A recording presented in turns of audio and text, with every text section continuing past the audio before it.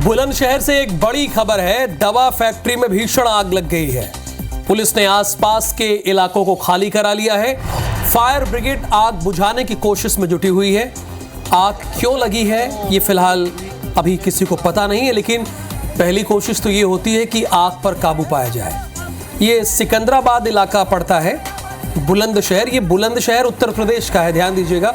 उत्तर प्रदेश का बुलंदशहर है, जिला है, जहां पर आग लग गई। एक दवा फैक्ट्री है, वहां पर ये आग लगी है। और एक और बड़ी खबर है, सूरजपुर से फैंसी स्टोर समेत 7 दुकानों में आग लगी है। घटना में एक बाइक पूरी तरह से जलकर खाक हुई है। दुकानों में रखा लाखों का सामान जलकर खाक हुआ है।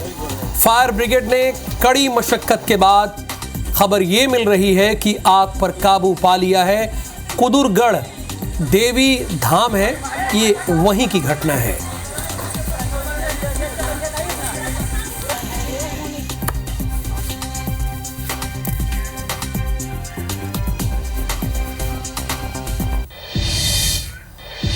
मॉर्निंग प्राइम में सबसे पहले हम बात करेंगे 7 की बड़ी बात का। नमस्कार, मैं हूं आपके साथ राहुल सौमित्र। सबसे पहले, जैसा कि आप देखते हैं रोजाना, टॉप न्यूज और उसके बाद खबरें डिटेल में। केंद्रीय शिक्षा मंत्री धर्मेंद्र प्रधान ने पहली बार माना कि नीट परीक्षा में हुई है धांधली। कहा कि एग्जाम में हुई 2 गड़बड़ियां, दोषियों को बख्शा नहीं जाएगा। छत्तीसगढ़ में गर्मी की वजह से 1 हफ्ते बढ़ाई गई स्कूलों की छुट्टी। सीएम ने एक्स पर पोस्ट करके दिए निर्देश। अब 26 जून से खुलेंगी पाठशालाएं। आज बलौदाबाजार जाएंगे मंत्री दयालदास बघेल और टंकराम वर्मा। घटनास्थल का करेंगे निरीक्षण। भोपाल में अखिल भारतीय विद्यार्थी परिषद कार्यकर्ताओं ने रोका केंद्रीय मंत्री शिवराज सिंह और सिंधिया का काफिला। 29,000 पेड़ काटे जाने का विरोध। शिवराज बोले, मेरे रहते नहीं कटेगा एक पेड़। रायपुर के फरदहा गांव में बना गोवर्धन पर्वत खंडित। असामाजिक तत्वों ने की तोड़फोड़। आक्रोशित ग्रामीणों ने किया प्रदर्शन। सतना में 3 लोगों के मिले कंकाल। मैहर देवी जी पहाड़ी के पीछे से हुए बरामद। पुलिस कर रही है विस्तार से जांच।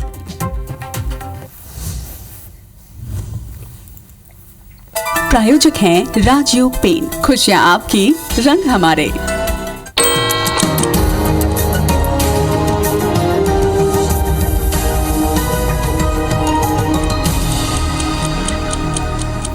और हेडलाइंस के बाद देखते हैं सुबह 7 बजे की 7 बड़ी खबरें वो कौन कौन सी है जिस पर पूरे दिन भर नजर रहेगी। पहली खबर तो यही है कि जम्मू कश्मीर पर शाह ने मीटिंग की है, कहा है आतंकवाद को कुचलें।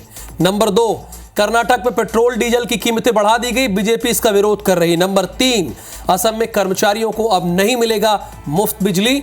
नंबर 4, एलन मस्क ने कहा है कि ईवीएम हैक हो सकती है, राहुल ने बताया ब्लैक बॉक्स।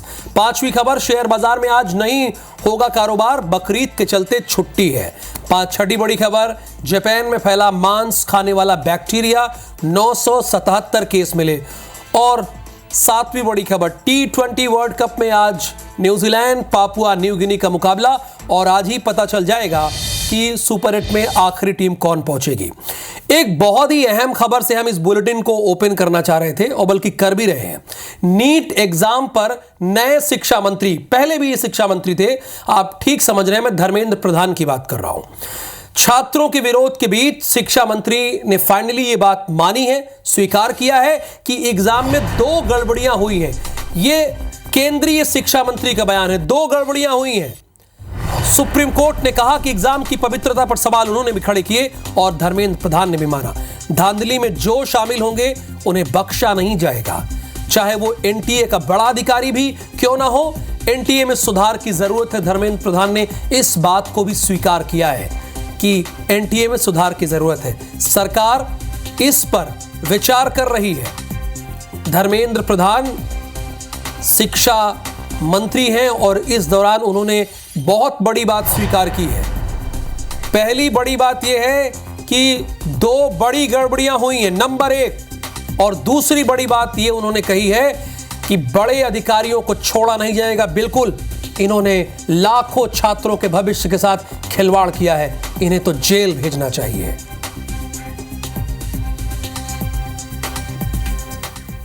कुछ गड़बड़ियों की भी ध्यान आई है। मैं छात्रों को और अभिभावकों को आश्वस्त करता हूं, उसको भी सरकार बड़े गंभीरता के साथ लिया है।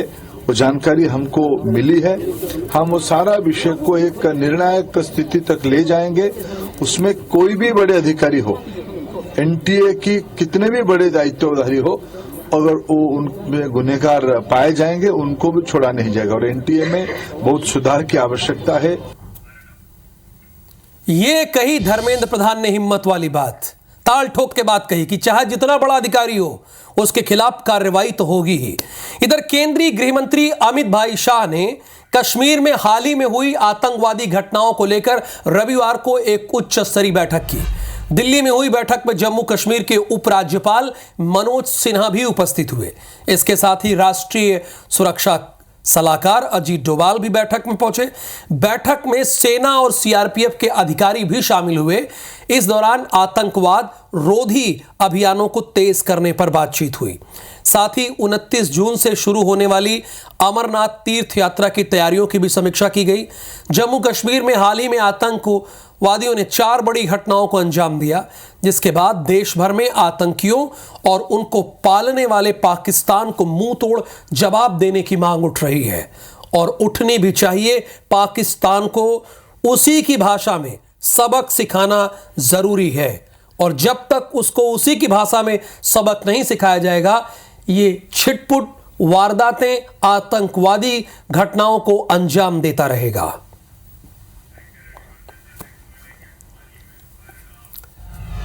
सोमवार को लगता है कि बड़ी खबरों का तांता सा लग गया है। एक और बड़ी खबर है, ईवीएम पे फिर से बहस छिड़ गई है। दुनिया के सबसे अमीर आदमी, सबसे अमीर बिजनेसमैन एलन मस्क ने लिखा है कि ईवीएम को खत्म कर देना चाहिए। इसे हैक किए जाने का खतरा बताया है। हालांकि यह खतरा कम है, लेकिन फिर भी बहुत ज्यादा है। अमेरिका में इससे वोटिंग नहीं होनी चाहिए, जिसके बाद भारत में भी सियासत गर्मा गई है। कांग्रेस के नेता और सांसद राहुल गांधी ने ईवीएम पर फिर सवाल खड़े किए हैं। उन्होंने एक्स पर लिखा है कि भारत में ईवीएम एक ब्लैक बॉक्स है, किसी को भी इसकी जांच की अनुमति नहीं है। राहुल के ईवीएम पर सवाल को लेकर बीजेपी भड़क गई। भाजपा के प्रवक्ता अजय सिंह यादव ने कहा कि यह दुर्भाग्यपूर्ण है। खुद की कमियां खोजने के बजाय ईवीएम और भारत निर्वाचन आयोग पर सवाल खड़े कर दिए। और दूसरी बात कि कौन है एलन मस्क? बिजनेसमैन है ना, कोई पॉलिटिशियन तो है नहीं। उन्होंने कहा कि ईवीएम हैक हो सकती है, करके बताएं, एग्जाम्पल देके बताएं, जहां पर है वो दिखाएं कि वो हैक कर सकते हैं। देखिए, कई बार ये बड़े बिजनेसमैन लोकप्रियता के लिए ऐसी बातें कर जाते हैं, लेकिन इस पर रिएक्शन भी आते हैं। अब देखिए ना, कांग्रेस नेता अब्बास हाफिज ने भी भाजपा के बयान पर पलटवार कर दिया। उन्होंने कहा कि लोकतंत्र को बचाने के लिए इंडिया अलायंस और राहुल गांधी का ईवीएम के बजाय बैलेट पेपर के लिए संघर्ष जारी रहेगा। कांग्रेस के नेता निर्वाचन आयोग, संवैधानिक संस्थाओं और ईवीएम पर सवाल उठाते हैं, जबकि कमियां खुद के अंदर हैं, उन्हें दूर करने का प्रयास नहीं करते हैं। भारत में लोकतांत्रिक प्रक्रिया पूरी तरह निष्पक्ष तरीके से चलती है और ऐसे में हार के बाद कांग्रेस के बड़े नेताओं का यह सवाल दुनिया में भारत की छवि खराब करने की कोशिश है। राहुल गांधी जी ने यह स्पष्ट कर दिया है कि हमारे पक्ष में कितने ही परिणाम आए, ईवीएम का जो सिस्टम है, जो विसंगतियों से भरा हुआ है, उसको हम बदलना चाहते हैं, बदलने के पक्ष में है और बैलेट की तरफ लौटना चाहते हैं, जिससे कि लोकतंत्र सुरक्षित रह सके। अब एक नजर सीएम साय के आज दौरे पर, आज के कार्यक्रम पर। चूंकि जानना चाहिए वो आपके मुख्यमंत्री हैं, वो आज अपने गृह ग्राम बगिया जाएंगे। सीएम साय को यहां पर कई स्थानीय कार्यक्रमों में शामिल होना है। ये पिछले हफ्ते का भी कार्यक्रम बना था, लेकिन बलौदा बाजार की जो घटना थी उसके बाद उन्हें अपने कार्यक्रम को सस्पेंड करना पड़ा और आज उनका कार्यक्रम लगा है। अपने गृह ग्राम जशपुर बगिया जाएंगे और आप अगर वहां के रहने वाले हैं तो वहां पर सीएम से भेंट मुलाकात कर सकते हैं। सीएम साय कई स्थानीय कार्यक्रमों में भी शामिल होंगे। विष्णुदेव साय का आज जशपुर का दौरा है। इस दौरान वो अपने गृह ग्राम बगिया भी जाएंगे। कई विकास कार्यों का लोकार्पण और उन्हें भूमि पूजन करना, यानी कई स्थानीय कार्यक्रमों में उन्हें कुल मिलाकर शामिल होना है। अब छत्तीसगढ़ के बाद मध्य प्रदेश के चीफ मिनिस्टर का आज का क्या कार्यक्रम है, तो वो आज अपने गृह जिला जाएंगे उज्जैन, यानी दोनों सीएम देखिए अपने गृह जनपद जा रहे हैं। स्थानीय कार्यक्रमों में वो भी शामिल हो रहे हैं और ये भी शामिल हो रहे हैं। आज ही भोपाल के लौटेंगे मुख्यमंत्री डॉक्टर मोहन यादव। तो अगर आप उज्जैन के रहने वाले हैं और आप सीएम से मिलना चाहते हैं तो मिलने की कोशिश जरूर करनी चाहिए।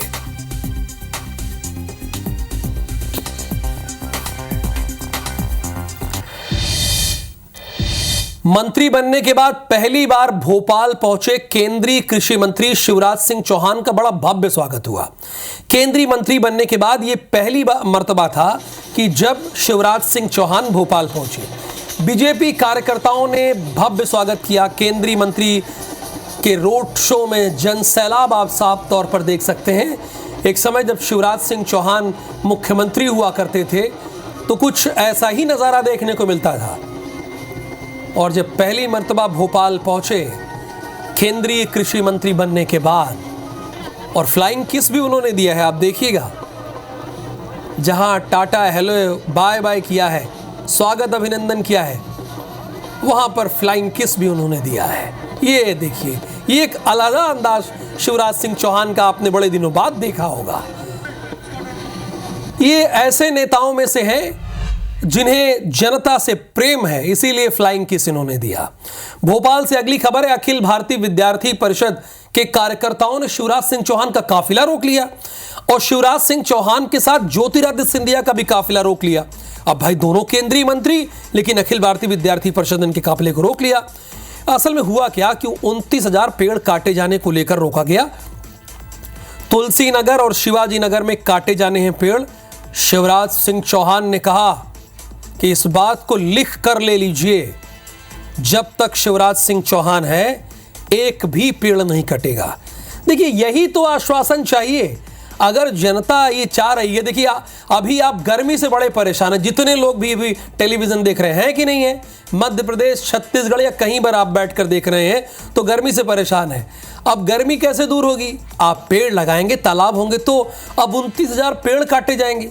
ये कौन सी बात हुई?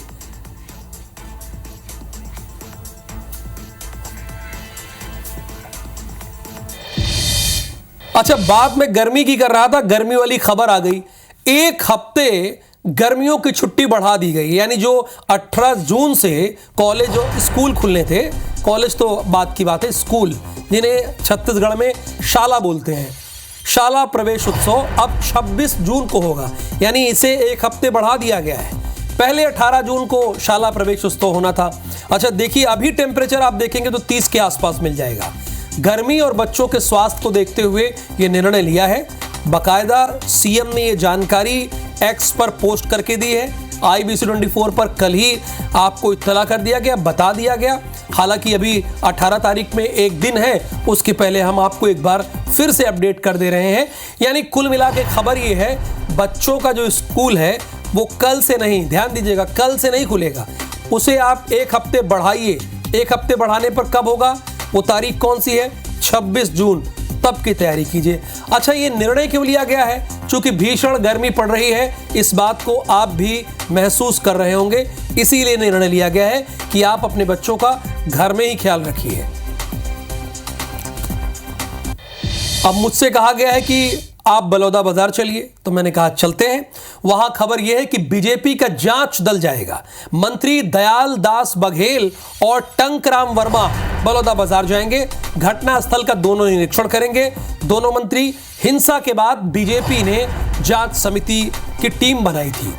हिंसा के बाद बीजेपी ने जांच टीम बनाई है और यह पहली मर्तबा है, आप देखिए, छत्तीसगढ़ में भी जब विपक्ष ने जांच समिति की टीम बनाई, लेकिन पक्ष ने भी बना दी।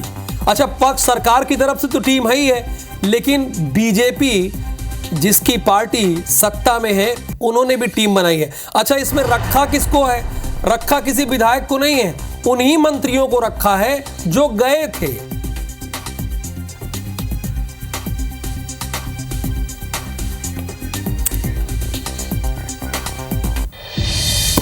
खबर रायपुर से। बीजेपी सरकार के खिलाफ कांग्रेस का पहला प्रदर्शन।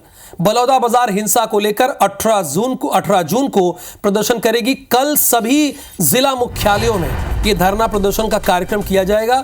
सभी जिलों में धरना के लिए कांग्रेस के प्रभारी भी नियुक्त कर दिए हैं।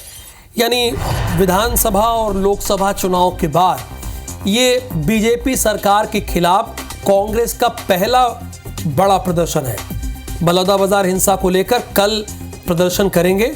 कल सभी जिला मुख्यालयों में कांग्रेस धरना देगी। धरना के लिए कांग्रेस के प्रभारी भी बाकायदा नियुक्त कर दिए गए हैं। और लोकसभा चुनाव में हालांकि कांग्रेस का जोश हाई हुआ है। मध्य प्रदेश, छत्तीसगढ़ में तो स्थिति बड़ी खराब है।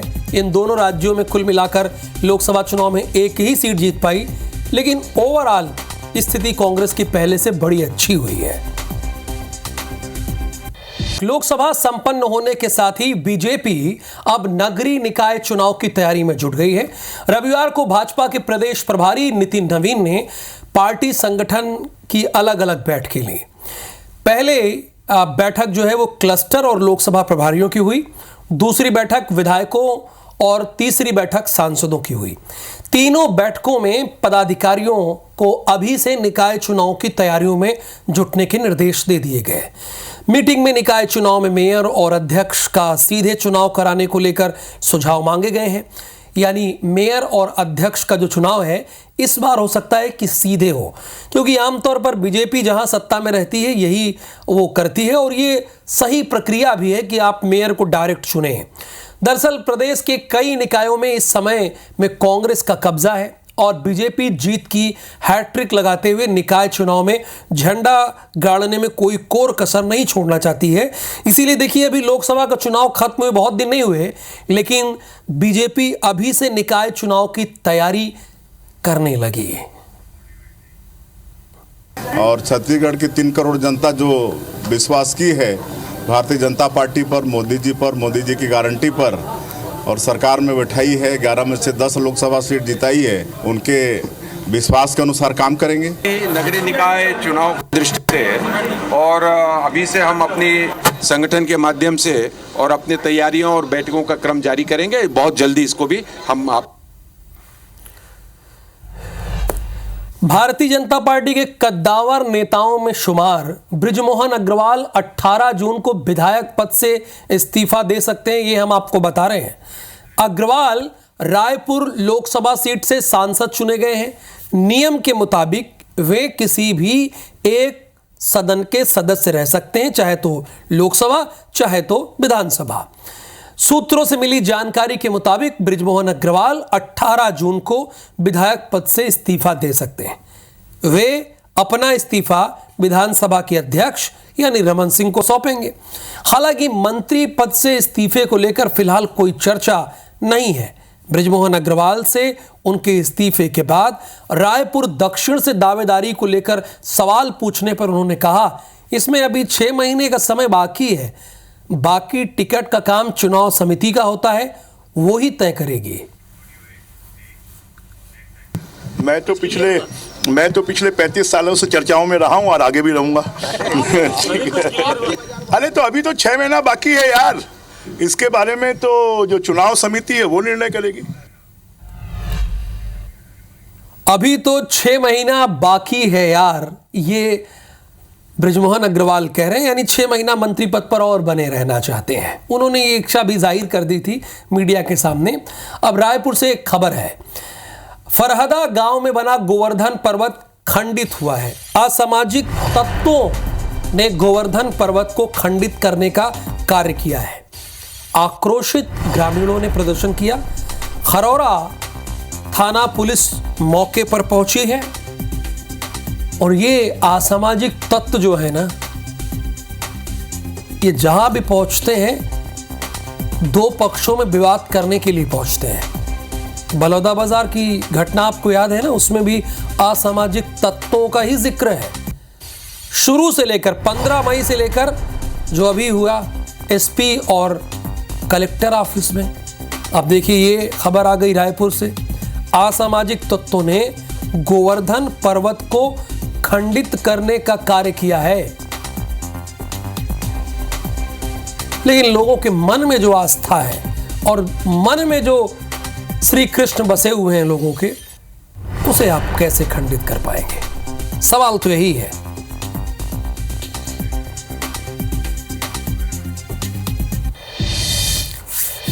और देश भर में ईद उल अजहा यानी बकरीद जिसे कहते हैं, यह पर्व आज मनाया जा रहा है। ईदगाहों पर, मस्जिदों में सुबह से ही ईद की नमाज अदा की जा रही है। नमाज के बाद बकरों की कुर्बानी दी जाएगी। पर्व को लेकर समाज के लोगों में उत्साह दिखा। पुलिस और प्रशासन ने सौहार्दपूर्ण वातावरण और भाईचारा बनाए रखने की अपील की है। उन्होंने कहा कि भाईचारा बना रहना चाहिए और यह सही बात भी है। साथ की बड़ी बात के बाद अपने दर्शकों को खबरों से अपडेट करेंगे हमर बानी हमर गोट में शुभांगी ठाकुर के साथ।